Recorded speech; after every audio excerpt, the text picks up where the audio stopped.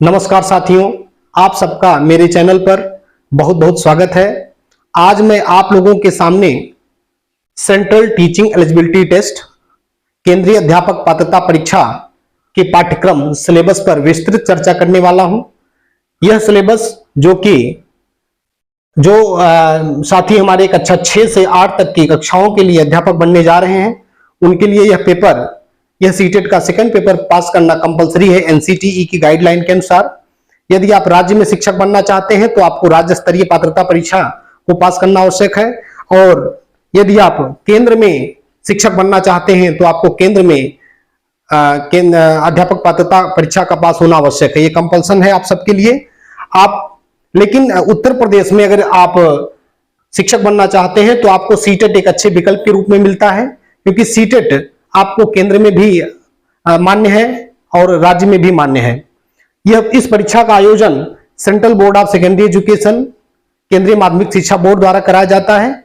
इस परीक्षा का आयोजन साल भर में एनसीटी की गाइडलाइन के अनुसार 2 बार होना चाहिए, लेकिन प्रायः आप सबको यह परीक्षा एक बार भी देखने को मिली है साल भर में।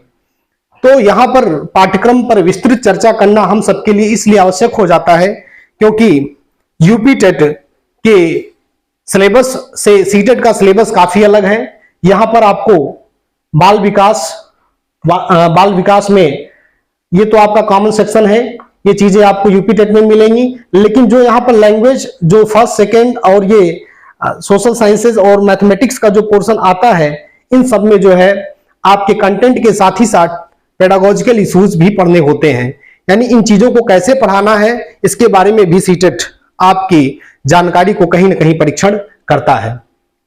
यहां पर साथियों हम 1 बाय 1 यूनिट वाइज आपको यह बताएंगे कि क्या क्या चीजें आपको इस परीक्षा को पास करने के लिए पढ़नी है और कहां पर आपको विशेष ध्यान देना है, ताकि आप परीक्षा में अच्छे अंक अर्जित कर सकें।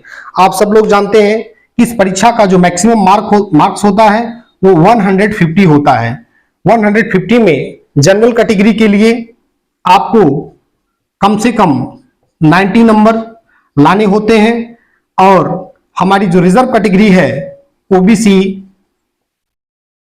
एससी कैंडिडेट्स के लिए और एसटी कैंडिडेट्स के लिए, इनके लिए 82 कम से कम 82 मार्क्स लाना होता है। जनरल कैटेगरी के लिए कम से कम 90 मार्क्स और ओबीसी एससी एसटी कैंडिडेट के लिए कम से कम 82 मार्क्स लाने होते हैं। लेकिन आप जितना अधिक मार्क्स गेन करेंगे उतना ही अच्छा है, क्योंकि समय समय पर बहुत सारी नियमावली में परिवर्तन होते रहते हैं। हो सकता है क्योंकि नई शिक्षा नीति में ये बात सामने आ रही है कि कहीं ना कहीं जो पात्रता परीक्षाएं आयोजित हो रही हैं उनके भी नंबर भर्ती परीक्षाओं में जोड़े जाएंगे। एकेडमिक को हो सकता है कि आने वाली जो पॉलिसी बने उसमें एकेडमिक को हटा करके और पात्रता परीक्षा के अंक जो आपको मिले हैं उसमें से कुछ हिस्सा लिया जाए, उसके परसेंटेज में से कुछ लिया जाए, और कुछ जो इसके बाद जो परीक्षा जिसको सुपर टेट कहते हैं उसमें से भी लिया जा सकता है। साथियों, सीटेट परीक्षा पास करने के बाद आप 6 से 8 में ही अध्यापक नहीं बनते हैं, बल्कि आप केंद्र सरकार के द्वारा संचालित जो केंद्रीय विद्यालय संगठन के विद्यालय हैं और नवोदय विद्यालय समिति के जो चलने वाले विद्यालय हैं उसमें भी आप टीजीटी पद के लिए आवेदन करते हैं। वहां पर भी यह परीक्षा अनिवार्य रूप से पास करनी होती है, तभी आप उसमें आप आवेदन का मौका पाते हैं। और सीटेट का और स्कोप है, आप जितने भी केंद्र शासित प्रदेश हैं, जैसे चंडीगढ़ शिक्षा प्रशासन हुआ और अन्य जो केंद्र शासित प्रदेश है, वहां पर भी अगर शिक्षक भर्ती आती है जो कि टीजीटी पदों में भी सीटेट को अनिवार्य रूप से मान्य किया गया है, अनिवार्य है, बिना सीटेट के आप उसमें आप आवेदन ही नहीं कर पाएंगे। इसलिए इसको हमें स्टडी करना है, इसको बेहतर तरीके से हमें इलेबोरेट करना है। आप लोग ध्यान पूर्वक इसको देखिएगा कि हमें क्या पढ़ना है और कैसे पढ़ना है। पहला सेक्शन जो आपका आना है वो चाइल्ड डेवलपमेंट एंड पेडागोजी। देखिए चाइल्ड डेवलपमेंट, देखिए आप शिक्षक बनने जा रहे हैं तो आपको सबसे पहले आपको अपने बालकों के बारे में जानना बहुत जरूरी है। हमारा बच्चा कैसा है, उसका शारीरिक और मानसिक स्तर, उसका लेवल स्टेटस क्या है, कुछ और किस तरीके से वो उसके अंदर क्या अभिक्षमता है, तो उसके बारे में मुझे अपने बच्चों के बारे में, जिनको मैं पढ़ाने जा रहा हूं, जिसको आप पढ़ाने जा रहे हैं, उसके बारे में स्टडी करना है, उसका अध्ययन करना है। उसमें आप जो पहली यूनिट आती है उसमें चाइल्ड डेवलपमेंट, बाल विकास के अंतर्गत मैं आपको थोड़ा सा यहां पर आपको बोर्ड पर पूरा सिलेबस नहीं आ सकता था, इसलिए मैं आपको मोबाइल का हेल्प लेकर के यहां से आपको इलेबोरेट करता हूं। यहां पर पीडीएफ्स मेरे पास उपलब्ध हैं। जो पहला सेक्शन है चाइल्ड डेवलपमेंट, बाल विकास, ये पूरा जो पेपर, पूरा जो 30 क्वेश्चन आएगा वो चाइल्ड डेवलपमेंट एंड पेडागोजी के नाम से आएगा, यानी इसको कहते हैं बाल विकास और शिक्षा शास्त्र। यहां पर बालकों के बारे में अध्ययन करना है और साथ ही साथ टीचिंग लर्निंग प्रोसेस के बारे में अध्ययन करना है। कैसे शिक्षण प्रक्रिया सुचारू ढंग से एक शिक्षक विद्यालय में संपादित करे, कैसे एक अच्छे शैक्षिक वातावरण का अपनी कक्षा में निर्माण करे, विद्यालय में कैसे समावेशी विद्यालय के अंतर्गत विद्यालय को कैसे इंक्लूसिव विद्यालय बनाए और कैसे कक्षा को इंक्लूसिव यानी समावेशी बनाए, कैसे सभी स्तर के बालकों को एक कक्षा में इंक्लूड करते हुए पढ़ाए, इन सब के बारे में विस्तृत रूप से इसमें पढ़ना होता है। तो यहां पर साथियों जो चाइल्ड डेवलपमेंट एंड पेडागोजी के अंतर्गत हमें विशेष तौर से एलिमेंट्री स्कूल चाइल्ड के बारे में पढ़ना है, क्योंकि आप 6 से 8 तक के बच्चों को पढ़ाने जा रहे हैं, या टीजीटी के लिए अगर आप एलिजिबल आवेदन करते हैं तो आपको 6 से लेकर 10 तक के बच्चों को पढ़ाना होता है। तो आप उन स्तर के बालकों का अध्ययन करना है। वैसे यहां पर स्पेशली जो 6 से 8 तक के बच्चे जिस आयु वर्ग के होते हैं, उन्हीं आयु वर्ग के को ध्यान में रखते हुए हमें चाइल्ड डेवलपमेंट और पेडागोजी को पढ़ना है। यहां पर चाइल्ड डेवलपमेंट में एलिमेंट्री स्कूल चाइल्ड के अंतर्गत आप जो है कॉन्सेप्ट ऑफ डेवलपमेंट को आपको पढ़ना है। कॉन्सेप्ट ऑफ डेवलपमेंट यानी जो विकास की जो अवधारणा है, जो डेवलपमेंट की जो अवधारणा है, तो उसके बारे में पढ़ना है, उसका अर्थ जानना है, उसको और विकास के बारे में विभिन्न प्रकार की जो परिभाषाएं विद्वानों द्वारा, जो मनोवैज्ञानिकों के द्वारा दी गई हैं, उनके बारे में हमें अध्ययन करना है। और इसका हमें लर्निंग के साथ क्या, अधिगम के साथ क्या संबंध है, उसके बारे में हमें पढ़ना है। अधिगम लर्निंग के बारे में ये फर्स्ट यूनिट में ही आएगा। हम आपको यहां पे एलोबरेट कर रहे हैं। यहां पर जो की पॉइंट्स हैं सिलेबस की वो आपके सामने लिखे हुए हैं। दूसरा, इसी में चाइल्ड डेवलपमेंट के अंतर्गत ही आपको principles of development of children पढ़ना है। आपको सिद्धांतों को पढ़ना है। एक बालक का विकास किन सिद्धांतों पर आधारित होता है, कैसे होता है, उसके बारे में आपको पढ़ना है। और इसी यूनिट में ही आपको influence of heredity and environment के बारे में पढ़ना है, क्योंकि बाल विकास आप पढ़ रहे हैं तो आप भली भांति जानते हैं कि बालक के विकास में हेरिडिटी, माता पिता, पूर्वजों का उसके और एनवायरनमेंट यानी वातावरण का प्रभाव होता है। किसी का इन दोनों का गुणात्मक संबंध होता है और उसके आधार पर ही किसी बच्चे का विकास, किसी बच्चे का शारीरिक और मानसिक, भाषाई, सामाजिक जितने भी ऑल एस्पेक्ट्स ऑफ डेवलपमेंट हैं वो सब जो है इसी पर आधारित होते हैं। तो उसको हम बहुत ही डीपली इसको पढ़ना है।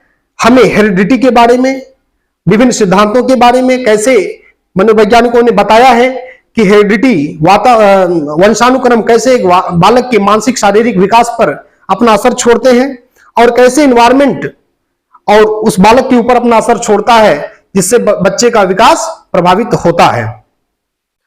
तो और उसके बाद इसी में चाइल्ड डेवलपमेंट में ही हम लोगों को सोशलाइजेशन प्रोसेसेस के बारे में पढ़ना है, समाजीकरण की प्रक्रिया, क्योंकि जानते हैं कि बाल विकास के अंतर्गत केवल शारीरिक मानसिक विकास ही नहीं बल्कि सामाजिक विकास भी एक अहम पहलू होता है। बालक माता के पेट से जब बाहर आता है, जब जन्म लेता है, उसके बाद से ही उसकी समाजीकरण की प्रक्रिया शुरू हो जाती है। वह सबसे पहले अपने मां को, उसके बाद पिता को, माता पिता, परिवार के सदस्यों को, अपने आस पड़ोस, गांव को, क्षेत्र को, अपने राष्ट्र को, विश्व को, इस तरीके से वो जो है अपने आप को इन सब विस्तृत क्षेत्र में धीरे धीरे अपने घर से और बाहर की तरफ अपने आप को जोड़ता जाता है। तो एक प्रकार की एक सोशलाइजेशन प्रोसेस होता है, एक सामाजिकरण की प्रक्रिया होती है। बालक इस तरीके से उसका सामाजिक विकास धीरे धीरे आगे बढ़ता चला जाता है और आगे चल के वो एक देश का ही नागरिक नहीं वरन वो विश्व नागरिक भी बन जाता है। तो इस तरीके से एक सोशलाइजेशन प्रोसेस है। जितना ज्यादा बच्चे का सोशलाइजेशन होगा उसका दायरा उतना ही बढ़ेगा और वो अच्छा, इसमें जो रोल होता है वो किनका होता है? सोशल वर्ल्ड में, सामाजिक विश्व में बालक, सामाजिक विश्व इसी में यूनिट है सामाजिकरण की प्रक्रिया। सोशल वर्ल्ड यानी सामाजिक विश्व और बालक, यानी सामाजिक विश्व और बालक के बीच में क्या संबंध है उसको पढ़ना है। और उसमें विशेष तौर से हम आप शिक्षकों का क्या रोल होता है बालक के समाजीकरण की प्रक्रिया में, और पेरेंट्स का, विशेष तौर से टीचर, शिक्षकों का और पेरेंट्स का, बच्चों के माता पिता का और उनके सहपाठियों का, इन तीन लोगों का बहुत बड़ा रोल होता है एक बच्चे के समाजीकरण में। तो उनके बारे में हमें पढ़ना है कि कैसे एक शिक्षक की भूमिका है बच्चे के सोशलाइजेशन प्रोसेस में, उसकी समाजीकरण की प्रक्रिया में, और कैसे पेरेंट्स की सहभागिता है, कंट्रीब्यूशन है बच्चे के सामाजिक विकास में, और पीयर्स यानी उसके जो सहपाठी हैं, उसके जो ग्रुप है, जिस ग्रुप में वो रहता है, उनका क्या योगदान होता है, उनके सहपाठियों का, उनके साथियों का क्या योगदान होता है समाजीकरण की प्रक्रिया में। इनके बारे में विस्तृत रूप से हम चर्चा करेंगे।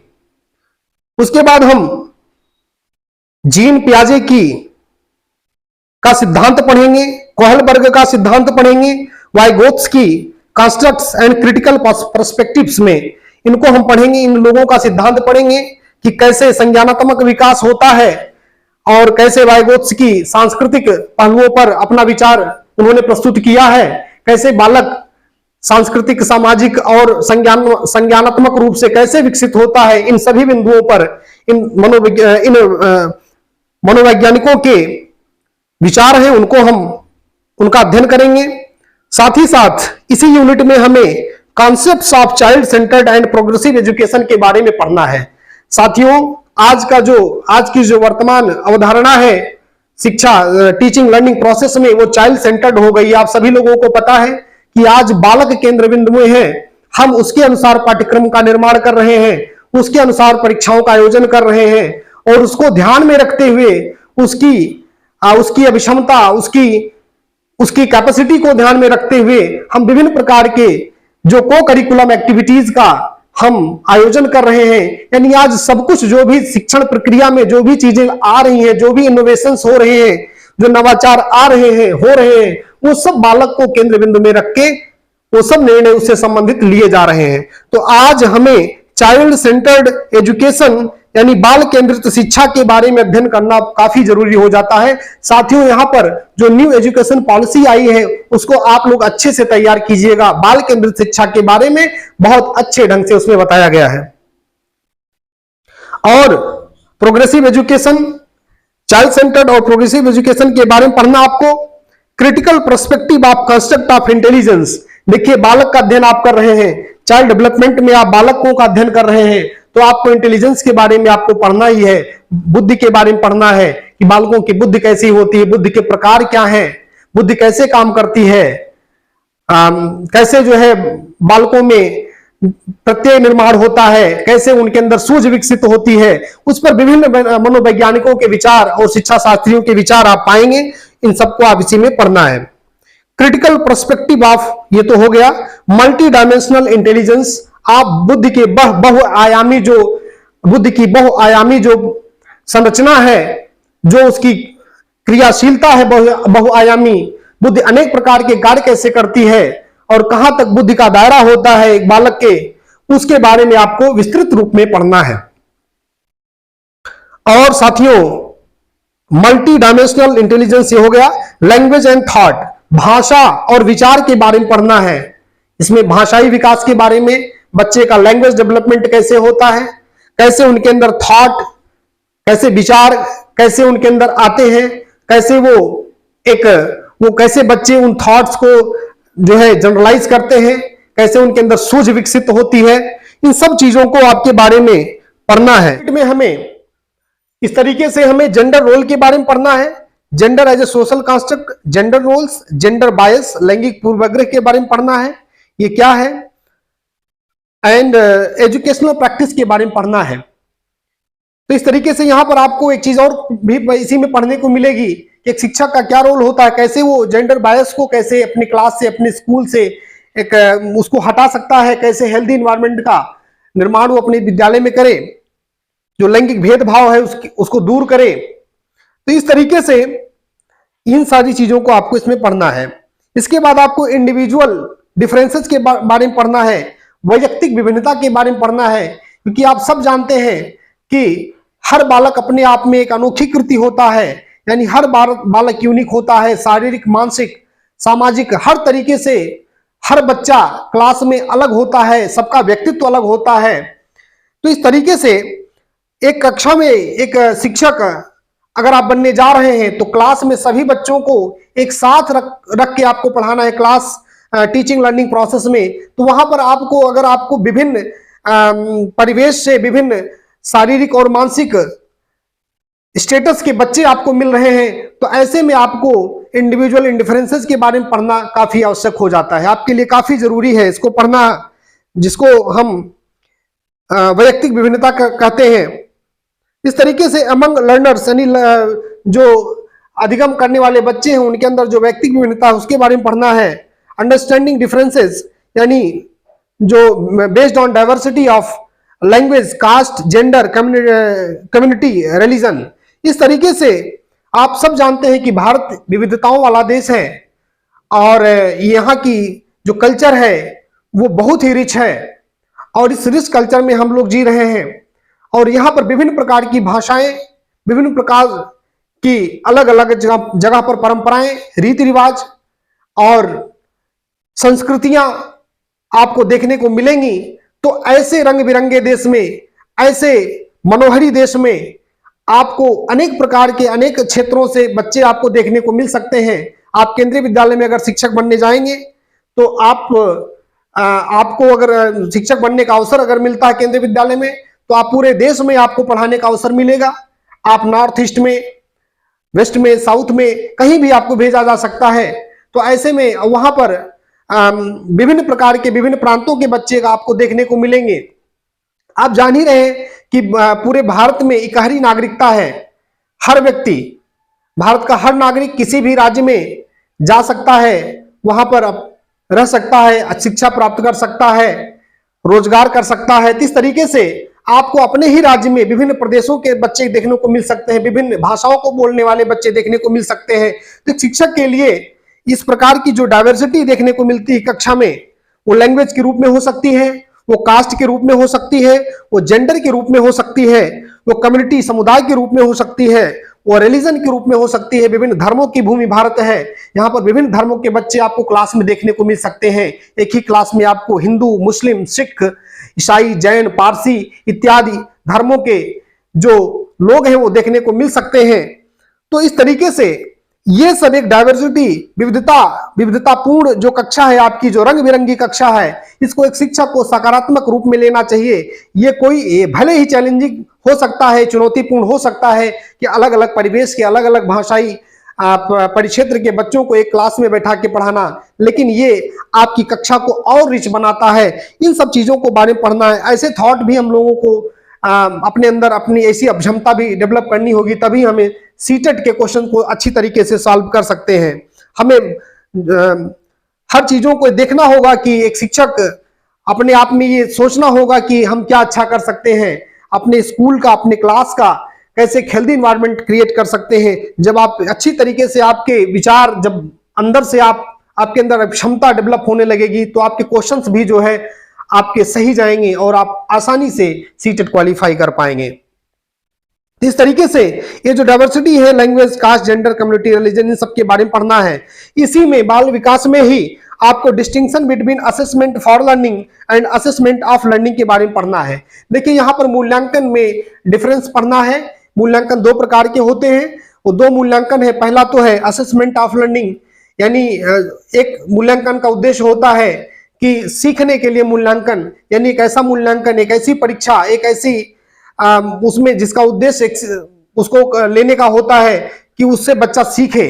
यानी जो छोटी छोटी यूनिट एग्जाम्स हम कराते हैं क्लासेस में, जो छोटी छोटे टेस्ट कराते हैं, उनका उद्देश्य केवल और केवल होता है कि बच्चों में क्या कमियां हैं उनकी पहचान करना और उसको सुधारना होता है। यानी उसका संपूर्ण उद्देश्य जो होता है वो सीखना ही होता है। और हम जो एग्जाम्स एनुअल कराते हैं, हाफ ईयरली कराते हैं, जो टेस्ट आप देखते होंगे साल में 2 बार होते हैं, जिसका मैक्सिमम मार्क्स भी थोड़ा ज्यादा होता है, उसका परसेंटेज भी थोड़ा रिजल्ट में ज्यादा जुड़ता है। तो इन ऐसी परीक्षाओं को हम समेकित मूल्यांकन या इसको समेटिव एग्जामिनेशन कहते हैं, समेकित मूल्यांकन इसको कहते हैं। और इसका उद्देश्य होता है assessment of learning, assessment of learning यानी मूल्यांकन, सीखने का मूल्यांकन। पहला है असेसमेंट फॉर लर्निंग यानी सीखने के लिए मूल्यांकन, और दूसरा है असेसमेंट ऑफ लर्निंग यानी सीखने का मूल्यांकन। तो पहले का उद्देश्य परीक्षा करा करके या विभिन्न विधियों प्रविधियों का प्रयोग करके बच्चों में जो कमी है उसको दूर करना और कुछ नया सिखाना, और दूसरी जो परीक्षा या दूसरे जो इवैल्यूएशन जो मूल्यांकन प्रणाली का उद्देश्य है, उसका उद्देश्य बच्चे ने क्या सीखा है उसके बारे में जानना। तो इस तरीके से आप इसके बारे में पढ़ेंगे, assessment of learning and assessment for learning, school based assessment और स्कूल में कैसे परीक्षाएं होती हैं, किस तरीके से उनको कराना चाहिए, इन सब के बारे में आप पढ़ेंगे। कंटिन्यूअस एंड कॉम्प्रिहेंसिव इवैल्यूएशन के बारे में पढ़ेंगे, यानी जो सतत और व्यापक मूल्यांकन की अवधारणा है। यानी बच्चों को बराबर, एक बालक के कक्षा में उसके एक सत्र में एक ही परीक्षा लेकर के केवल उसको प्रमोट कर देना एक शिक्षक का उद्देश्य नहीं होना चाहिए, बल्कि उसका सतत मूल्यांकन करना चाहिए, उसका मूल्यांकन पूरे वर्ष भर होना चाहिए। तो इस तरीके से सतत और व्यापक होना चाहिए, केवल एकेडमिक नहीं होना चाहिए, कोर्स स्कॉलास्टिक भी होना चाहिए। यानी वो पाठ्यपुस्तक से बाहर का भी हो सकता है कि परीक्षा हो सकती है, उसके व्यवहारिक पक्ष को भी हमें असेस करना होता है, उसका मूल्यांकन करना होता है, स्किल्स का भी मूल्यांकन करना होता है। तो हर तरीके से यानी परीक्षा का उद्देश्य आज व्यापक हो गया है, ना कि संकुचित है। केवल परीक्षा करके एक पेन पेपर टेस्ट करा करके बच्चों को प्रमोट करना एक अच्छे शिक्षक का उद्देश्य नहीं होना चाहिए। इस तरीके से कंटिन्यूअस कॉम्प्रिहेंसिव इवैल्यूएशन के बारे में पढ़ना है। उसके बाद पर्सपेक्टिव एंड प्रैक्टिस, यानी कैसे हम इसको इंप्लीमेंट करेंगे अपनी क्लास में, अपनी कक्षा में, अपनी परीक्षा में, बच्चों की परीक्षाओं में कैसे इसको हम इंप्लीमेंट करेंगे। Formulating appropriate question for assessing readiness level of learners, इसी बाल विकास में ही अभी यही यूनिट चल रही है, पहली चाइल्ड डेवलपमेंट ही चल रहा है। इसमें बाल विकास के अंतर्गत हम पढ़ेंगे फॉर्मुलेटिंग एप्रोप्रिएट क्वेश्चन, हम अच्छे प्रश्नों को बनाना सीखेंगे, कैसे अच्छे प्रश्नों को कैसे बनाया जाता है, उसकी क्या प्रविधियां हैं, कैसे क्वेश्चंस होते हैं, क्या है ऑब्जेक्टिव टाइप क्वेश्चन, इसका उद्देश्य क्या होता है, क्या सब्जेक्टिव टाइप क्वेश्चन होता है, इसका उद्देश्य क्या होता है। तो विभिन्न प्रकार के जो प्रश्न होते हैं उनका उद्देश्य क्या है और किस लिए परीक्षा में रखे जाते हैं और कहां पर इनको किस परीक्षा में कौन से प्रश्न रखने हैं, इस तरीके से उसके बारे में हमें पढ़ना है। रेडीनेस लेवल ऑफ लर्नर्स, यानी जो बच्चों के अंदर जो कॉम्प्रिहेंसिव जो रेडीनेस है, यानी पढ़ने की जो रेडीनेस, यानी जो पढ़ने की जो कुशलता है उसको हमें कैसे डेवलप करना होगा, बच्चों के अंदर पढ़ना अच्छे से आए, यानी पढ़ के समझना अच्छे से आए, और जो पढ़ने की जो कला होती है उसके बारे में, स्किल्स के बारे में हमें पढ़ना है कि उसकी स्ट्रेटजीज कैसे बनानी, इन सब चीजों को सीटेट में ही पढ़ना है। For enhancing learning and critical thinking, बच्चों में कैसे विचार, क्रिटिकल थिंकिंग, जो समालोचनात्मक जो विचार होते हैं, जो क्रिटिकल विश्लेषणात्मक जो थिंकिंग होती है, उसके बारे में कैसे बच्चा वो स्किल कैसे बच्चों के अंदर डेवलप हो, उसके बारे में यहां पर एक शिक्षक को जानना होगा, उस सिलेबस में दिया गया है। Classroom for assessing learners achievement, और हमें कैसे लर्नर्स के अचीवमेंट को इवेलुएट करना है उसके बारे में विधियां और प्रविधियों के बारे में अध्ययन करना है। कॉन्सेप्ट ऑफ, अब उसके बाद दूसरी यूनिट आती है concept of inclusive education and understanding children with special needs. यहां पर आपको समावेशी शिक्षा के बारे में पढ़ना है। समावेशी शिक्षा के बारे में पढ़ना है, और साथ ही साथ हमें and understanding children with special needs, यानी जो विशेष आवश्यकता वाले बच्चे हैं उनके बारे में पढ़ना है। तो इस तरीके से ये तो यूनिट का ये की पॉइंट है। इस यूनिट के अंदर आपको विभिन्न प्रकार के बैकग्राउंड्स के बच्चों के बारे में पढ़ना है, डिसएडवांटेजेस एंड डिप्राइव्ड, जो इंक्लूडिंग डिसएडवांटेज्ड एंड डिप्राइव्ड। तो इस तरीके से इसके बारे में पढ़ना है। डिप्राइव्ड चाइल्ड के बारे में, यानी जो बच्चे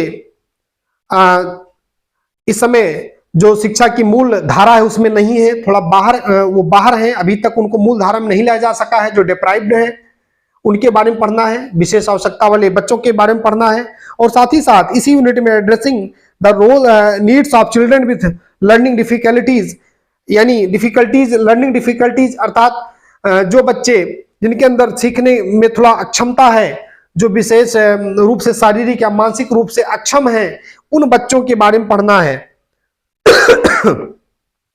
addressing the talented creative specially abled learners के बारे में पढ़ना है। देखिए, समावेशी शिक्षा में आपको विभिन्न प्रकार के बालक जो होते हैं, चाहे वो सृजनात्मक बालक हो, मंदबुद्धि बालक हो, या शारीरिक अक्षमता वाले बालक हो, विभिन्न प्रकार की जो बालकों की कैटेगरी होती है, जो सामान्य बालकों से हट करके होते हैं, चाहे वो सकारात्मक सेंस में हो या नकारात्मक सेंस में हो, दोनों प्रकार की कैटेगरी को हम स्पेशल नीड्स वाले बालक में रखते हैं। तो इस तरीके से उनको कैसे एक शिक्षक समावेशी शिक्षा के अंतर्गत, कैसे समावेशी क्लास में, कैसे इंक्लूसिव क्लास में वो कैसे उनको समाहित करते हुए अपनी कक्षा को, अपनी शिक्षण लर्निंग टीचिंग लर्निंग प्रोसेस को कैसे आगे बढ़ाए, इन सब के बारे में आपको पढ़ना है। तो इस तरीके से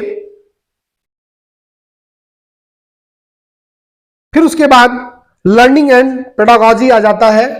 तो लर्निंग एंड पेडागॉजी यानी अधिगम और शिक्षा शास्त्र जो तीसरी यूनिट है, ये 10 नंबर का यहां से पूछा जाएगा। सबसे ज्यादा 15 नंबर आपका आएगा, 15 मार्क्स यहां से आएंगे बाल विकास से, जिसमें बालक का अध्ययन करना होता है। उसके बाद 5 नंबर आपके आएंगे inclusive education, understanding children with special needs, जो है विशेष आवश्यकता वाले बच्चों के बारे में, वहां से 5 क्वेश्चन पूछे जाएंगे। उसके बाद आता है लर्निंग एंड पेडागॉजी, यानी शिक्षण, अधिगम और शिक्षा शास्त्र, यानी बच्चे कैसे सीखते हैं, कैसे सोचते हैं, और कैसे अपने जो है सक्सेस को कैसे अचीव करते हैं, और कैसे कभी कभी वो फेल हो जाते हैं। इन सब के बारे में हमें इसी सेक्शन में पढ़ना है, इसी यूनिट में पढ़ना है। Basic processes of teaching and learning के बारे में पढ़ना है, यानी जो शिक्षण अधिगम की प्रक्रिया है, जो कॉन्सेप्ट है उसके बारे में पढ़ना है। और हमें क्या स्ट्रेटजीज बनानी है, कैसे जो है हमें प्रविधियां और विधियों का प्रयोग करना है लर्निंग में। और साथ ही साथ learning as a social activity, एक कैसे सामाजिक क्रिया है, लर्निंग सीखना कैसे सामाजिक क्रिया, यानी समाज में कैसे बच्चा रह करके सीखता है, उसके बारे में पढ़ना है। सोशल कंस्ट्रक्ट ऑफ लर्निंग, इन सब के बारे में पढ़ना है, जो कि समाज से जुड़ करके शिक्षण अधिगम प्रक्रिया संपादित होती है। Child as a problem solver and scientific investigator, देखिए बालकों के अंदर हमें वैज्ञानिकता का विकास करना है, हमें इन ऐसे प्रकार की शिक्षण अधिगम प्रक्रिया को अपनाना है जिससे बच्चों के अंदर वैज्ञानिकता का विकास हो। इस तरीके से बालकों को एक साइंटिफिक इन्वेस्टिगेटर के रूप में हमें स्थापित करना है, उनको आगे बढ़ाना है। इस तरीके से ये भी एक सिलेबस का हिस्सा है। Alternative conceptions of learning in children, understanding children's errors, significant steps in learning process. इस तरीके से conceptions of learning in children, जो अल्टरनेटिव कंसेप्शंस हैं, जो उनके विचार हैं, जो उनके प्रत्यय हैं, उनके प्रत्यय निर्माण की जो प्रक्रिया है उसके बारे में पढ़ना है। अंडरस्टैंडिंग चिल्ड्रंस एरर्स, और बच्चे क्या गलतियां करते हैं, अंडरस्टैंडिंग चिल्ड्रंस एरर, बच्चों से क्या गलतियां होती हैं उनके टीचिंग लर्निंग प्रोसेस में। इस तरीके से as significant steps in the learning process, इन सब के बारे में पढ़ना है। कॉग्निशन एंड इमोशंस के बारे में पढ़ना है, संज्ञानात्मक विकास के बारे में पढ़ना है, इमोशंस के बारे में पढ़ना है। तो इस तरीके से मोटिवेशन एंड लर्निंग के बारे में पढ़ना है। Factors contributing to learning, personal environment के बारे में पढ़ना है। तो ये सब जो है आपको 30 नंबर के क्वेश्चंस इस सब से आएंगे। दूसरा है लैंग्वेज सेकंड, लैंग्वेज फर्स्ट आपका जो है वो होगा, 2 भाषाएं पूछी जाएंगी सीटेट में, भाषा प्रथम और भाषा द्वितीय। तो भाषा प्रथम के रूप में यदि आप चाहें तो इंग्लिश ले सकते हैं या हिंदी ले सकते हैं, दोनों में से कोई ले सकते हैं। इनमें आपको ऑप्शन होता है, अगर आप चाहें तो English as a first language रख सकते हैं या English Hindi as a first language रख सकते हैं। 30 क्वेश्चंस आपको वहां से मिलेंगे। और दूसरे में आपको विकल्प होता है, ऑप्शन होता है, आप चाहें यदि आप इसमें पहली लैंग्वेज इंग्लिश लेते हैं, दूसरी आप चाहें तो दूसरी भी इंग्लिश आप ले सकते हैं, और आप यहां पर चाहें तो हिंदी ले सकते हैं। तो इस तरीके से आप जो है यहां पर हिंदी ले सकते हैं। तो यहां पर हिंदी लेंगे, यहां पर इंग्लिश और यहां पर हिंदी, या यहां पर हिंदी या यहां पर इंग्लिश, या दोनों पे आप चाहें तो हिंदी ले सकते हैं या दोनों पे आप इंग्लिश ले सकते हैं। तो इस तरीके से यहां पर आप देखेंगे कि भाषा प्रथम में 30 क्वेश्चंस पूछे जाएंगे, वो आपके हिंदी के हो सकते हैं या फिर इंग्लिश के हो सकते हैं। यहां पर लैंग्वेज कॉम्प्रिहेंशन के होंगे 15 क्वेश्चन और पेडागोजी ऑफ लैंग्वेज डेवलपमेंट के होंगे, यानी 15 क्वेश्चन वो आपके लैंग्वेज कॉम्प्रिहेंशन से होंगे, जहां पर पैसेज आएगा जिसको पढ़ करके आपको उत्तर देना है।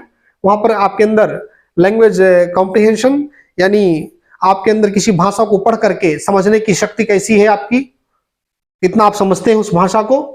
और यहाँ पर पेडागोजी ऑफ लैंग्वेज डेवलपमेंट, एक भाषा विकास में, यानी जिस भाषा को आप भाषा फर्स्ट के रूप में पढ़ रहे हैं, वो जो है उसके डेवलपमेंट के लिए आप कैसी स्ट्रेटजीज आप अपनाएंगे उसके बारे में यहाँ पे पढ़ना है। देखिए बहुत एलाबोरेशन इसमें, अभी थोड़ा सा पेडागोजी ऑफ लैंग्वेज डेवलपमेंट में काफी पॉइंट्स हैं, आप उसको पढ़ते समय आप ध्यानपूर्वक उसको देख लीजिएगा। और लैंग्वेज सेकंड में वही चीजें हैं, सेम लगभग है जो भाषा फर्स्ट में, क्योंकि किसी भाषा में जो भी पेडागोजिकल जो इश्यूज होते हैं, जो शिक्षा शास्त्रीय जो आधार होते हैं, वो भाषाओं के शिक्षण में एक ही होते हैं, चाहे हिंदी हो, इंग्लिश हो, संस्कृत हो, जो भी भाषाएं हैं, उन सब के लिए जो शिक्षा शास्त्रीय जो आधार है, यानी जो पढ़ाने की जो स्किल्स हैं, जो कौशल हैं भाषा को पढ़ाने के, वो सब में एक ही होते हैं, यानी उनको पढ़ाने का तरीका भी एक ही होता है। तो इस तरीके से यहाँ पर पेडागोजिकल जो वो है, जो करिकुलम है, उसको आप डिटेल में पढ़ लीजिएगा। लैंग्वेज आप यहां पर आते हैं, जो चौथा सेक्शन होगा वो होगा आपका मैथमेटिक्स एंड साइंस या फिर सोशल साइंस का। यहां से आपके 60 क्वेश्चंस आएंगे, यहां पर आपको 30, यहां पर आपको 30, यहां पे 30, ये आपके 90 क्वेश्चंस हो जाते हैं। और यहां पर आपको सबसे ज्यादा 60 क्वेश्चंस मिलते हैं, क्योंकि यहां पर आप साइंस वर्ग के अगर आप हैं तो आपको मैथमेटिक्स एंड साइंस वाला पोर्शन अटेम्प्ट करना है। यदि आप आर्ट साइड के स्टूडेंट रहे हैं तो आपको जो है वो सोशल साइंस वाला सेक्शन आपको अटेम्प्ट करना होगा। यहाँ पर आपके लिए महत्वपूर्ण हो जाती है एनसीईआरटी की बुक। एनसीईआरटी की बुक आप जब तक नहीं पढ़ेंगे आपके लिए सीटेट निकालना काफी कठिन हो जाएगा, ये काफी डिफिकल्ट हो जाएगा, क्योंकि आप ये जानते हैं कि यहाँ पर कॉन्सेप्चुअल बेस्ड क्वेश्चन आते हैं, ना कि वो फैक्चुअल बेस्ड क्वेश्चन कम होते हैं।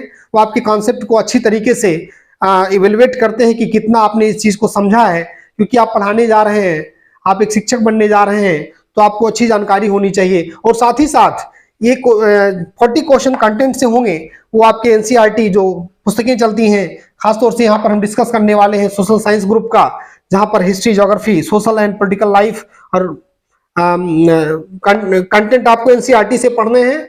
History, geography, social and political life, ये 3 किताबें, 3 प्रकार की किताबें जो है आपकी 6 से लेकर 8 तक चलती हैं। वैसे इकोनॉमिक्स की भी किताब चलती है 9th में और 10th में भी चलती है, वो सब चीजें हो सकता है तो इसमें जो है पोर्शंस जोड़ दिए गए होंगे ज्योग्राफी में। और यहाँ पर आपकी हिस्ट्री की किताबें जो है, हमारे अतीत की किताबें, वो 6 में, 7th में और 8th में, तीनों में चलती हैं, उनको पढ़ना है। और साथ ही साथ ज्योग्राफी की किताबें चलती हैं, पृथ्वी हमारा आवास करके किताब आती है एनसीईआरटी की, क्लास 6th की है। इस प्रकार से 7th की और 8th की, 9th 10th में ज्योग्राफी की समकालीन भारत और समकालीन विश्व करके किताब चलती है 9th और 10th में। पार्ट 1, पार्ट 2, 6th, 7th और 8th में भी ज्योग्राफी की किताब चलती है, संसाधन करके 7th में है, 8th में। इस तरीके से कई किताबें हैं एनसीईआरटी की ज्योग्राफी में, उनको पढ़ना है अच्छे से, उसको थारोली और कॉम्प्रिहेंसिव वे में स्टडी करना है। सोशल एंड पॉलिटिकल लाइफ, सामाजिक और राजनीतिक जीवन के नाम से, इस टाइटल से किताब आती है, वो 6 से लेकर के और 8 तक चलती है। उसके बाद आगे चल करके आपको वहाँ पे सिविक्स की किताब मिल जाती है, यानी वो आपको जो है इतिहास में तो समकालीन विश्व के रूप में आती है, पार्ट फर्स्ट और पार्ट सेकेंड 9th और 10th में देखेंगे। और उसके बाद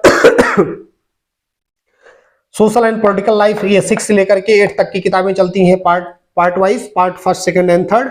और पेडागोजिकल इशूज सबसे ज्यादा महत्वपूर्ण ये भी है, ये टॉपिक कि ये इन किताबों को कंटेंट पढ़ने के बाद, आप जो किताबें इनको पढ़ने के बाद, इसको पढ़ने के बाद आपको इन चीजों को कैसे पढ़ाना है, कैसे आपको इसको हैंडल करना है, कैसे, देखिए एक शिक्षक के लिए जानकारी जितने ज्यादा आवश्यक है, आपको सब्जेक्टिव जानकारी होना उससे कहीं ज्यादा आवश्यक है, उससे कहीं ज्यादा आवश्यक है आपको अपने नॉलेज को बच्चों के बीच में शेयर करना और उनको समझाना। इस तरीके से ये पेडागोजिकल इशूज यानी जो है इनको पढ़ाने के जो तौर तरीके हैं, वो स्किल्स हैं, उनके बारे में आपको पढ़ना है। ये 20 क्वेश्चंस आएगा, यहाँ पे 40 क्वेश्चन आएगा कंटेंट बेस्ड आएगा, जो आपके नॉलेज को एवेलुएट करेगा, और इसके बाद ये 20 क्वेश्चन आएगा, ये आपके जो है ये आपके जो है उस सब्जेक्ट को पढ़ाने के लिए आप कैसे जो है उसको बच्चों के बीच में कैसे प्रस्तुत करेंगे या कैसे उसमें बच्चों को डेवलप करेंगे।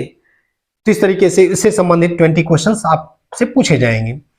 आपसे फिर से मैं आपको ये बताना चाहता हूं कि यहाँ पर आपके लिए एनसीईआरटी की किताबें बहुत ही इंपॉर्टेंट हैं, वो फ्रॉम 6 to 10th आपको पढ़ना है। ऐसा नहीं कि आप जो है यहाँ पर 8 तक के बच्चों सेकंड पेपर देने जा रहे हैं तो यहाँ लिखा है 6 to 8, तो आप जो है केवल 6 से 8 तक की किताबों को पढ़ के काम चला लें। आपको क्लास 6 की हिस्ट्री की बुक हमारे अतीत के नाम से आती है, और ज्योग्राफी में पृथ्वी हमारा आवास, इस तरीके से आप इसी क्रम को आप पाएंगे। 6 से लेकर के 8th तक आप जो है हिस्ट्री और ज्योग्राफी पढ़ेंगे, और साथ ही साथ जो तीसरी किताब चलती है वो सोशल एंड पॉलिटिकल लाइफ, वो तीनों में चलती इसी तरीके से, उसको पढ़ेंगे। 9th और 10th में वो आपके पास 4 किताबें हो जाती है, इकोनॉमिक्स भी जुड़ जाता है, तो आप उसको भी पढ़ेंगे, इकोनॉमिक्स भी पढ़ेंगे, क्योंकि वहां से भी क्वेश्चंस पुट अप होते हैं।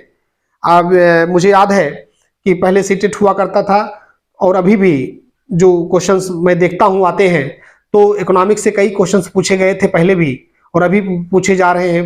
प्रति व्यक्ति आय, गरीबी, ये सब जो चैप्टर्स हैं, गरीबी वाला चैप्टर हुआ, और विनिर्माण वाला चैप्टर हुआ, इस तरीके से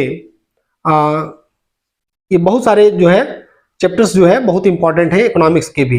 इस तरीके से इन चैप्टर्स को आपको पढ़ना है, यहाँ पर आपको अच्छे से लर्न करना है और तैयार करना है, और पेडागोजिकल इशूज को भी आपको पढ़ना है।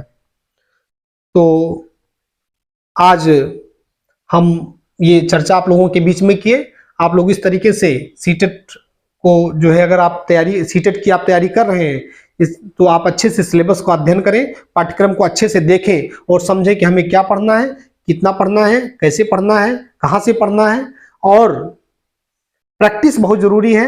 आप क्वेश्चन को सॉल्व करें, और जैसे जैसे टॉपिक्स को आप पढ़ते जाएं और उससे संबंधित रिलेटेड जो भी क्वेश्चंस बन रहे हैं उनको आप प्रैक्टिस करते रहें, आप आसानी से सीटेट क्वालिफाई कर सकते हैं। धन्यवाद आप लोगों का, बहुत बहुत आभार।